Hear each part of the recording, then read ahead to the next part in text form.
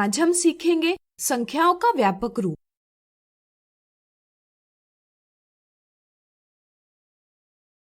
आपको याद होगा कि संख्याओं में हर एक अंक का अपना एक स्थान होता है।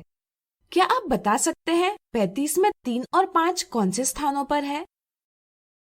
इस संख्या में 3 दहाई पर है और 5 इकाई पर। हम इस संख्या को 10 गुणा 3 धन 1 गुणा 5 इस प्रकार लिख सकते हैं। क्या आप इसी तरह संख्या 259 को लिख पाएंगे?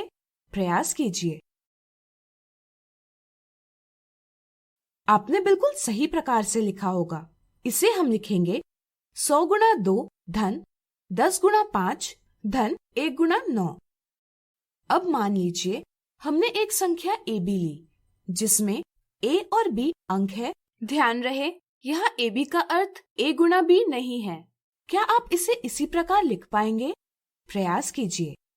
इसे हम लिखेंगे 10 गुणा A धन 1 गुणा B। हम संख्या के इस रूप को संख्या का सामान्य रूप यानी यूजुअल फॉर्म और इस रूप को संख्या का व्यापक रूप यानी जनरलाइज्ड फॉर्म कहते हैं। तो बताइए, संख्या ABC जिसमें A, B और C अंक है, तो उसके व्यापक रूप में लिखना होगा, तो हम कैसे लिखेंगे? सोचिए। बिल्कुल सही। यहाँ A 100 के स्थान का अंक है, B दहाई के स्थान का अंक है तथा C इकाई के स्थान का अंक है।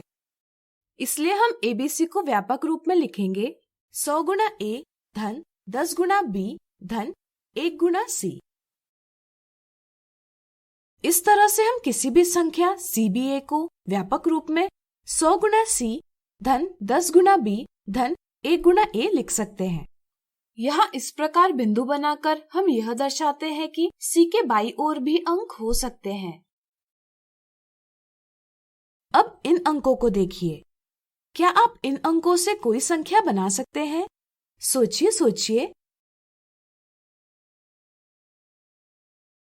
हम PQR इन अंकों से अंकों को बिना दोहराए यानी रिपीट किए 3 अंकों की PQR, PRQ, QPR, QRP, RPQ, RQP इस प्रकार से संख्याएं बना सकते हैं। मान लीजिए इन अंकों में P R से बड़ा है और R Q से बड़ा हो, तो सबसे बड़ी संख्या कौन सी होगी? चूंकि P सबसे बड़ा अंक है, इसलिए यह 100 के स्थान पर होना चाहिए। बचे Q और R में R बड़ा है, इसलिए इसे दहाई के स्थान पर होना चाहिए और शेष अंक Q को इकाई के स्थान पर होना चाहिए। इस तरह से PQR इन अंकों से बनी सबसे बड़ी संख्या होगी PRQ। क्या आप बता सकते हैं इसे हम व्यापक रूप में कैसे लिखेंगे? इसे व्यापक रूप में लिखा जाएगा 100 गुणा P धन 10 गुणा R धन 1 गुणा Q। मान लीजिए हमने R और P के स्थान परस्पर बदले, तो प्राप्त संख्या RPQ का व्यापक रूप क्या होगा? सोचिए। हम इसका व्यापक रूप 100 गुणा R धन 10 गुणा P धन 1 गुणा Q लिख सकते हैं। इन दोनों संख्याओं में अंतर ज्ञात करने के लिए हम बड़ी संख्या PRQ से छोटी संख्या RPQ को घटाएंगे। हम PRQ ऋण RPQ को इस प्रकार लिख सकते हैं। इसे ही हम इस प्रकार लिख सकते हैं, जिससे हमें परिणाम प्राप्त होगा 90P ऋण 90R यानी 90 गुणा कोष्ठक में P ऋण R। इस तरह से यदि किसी संख्या में 100 के अंक और दहाई के अंक को परस्पर बदला जाए, तो संख्या के मान में 90 गुणा कोष्ठक में P ऋण R इतना अंतर आएगा। इसे हम एक सूत्र की तरह प्रयोग कर सकते हैं। जैसे अगर हमें ज्ञात करना हो कि 256 के अंक 2 और 5 को परस्पर बदलकर प्राप्त संख्या 526 में अंतर क्या होगा, तो इसे हम 90 गुणा कोष्ठक में 5 ऋण 2 से ज्ञात कर सकते हैं, जो होगा 90 गुणा 3 बराबर 270। इस तरह आप बता सकते हैं कि अगर अंकों का इकाई और 100 का स्थान परस्पर बदला जाए, तो संख्या के मान में कितना अंतर होगा? स्वयं प्रयास कीजिए।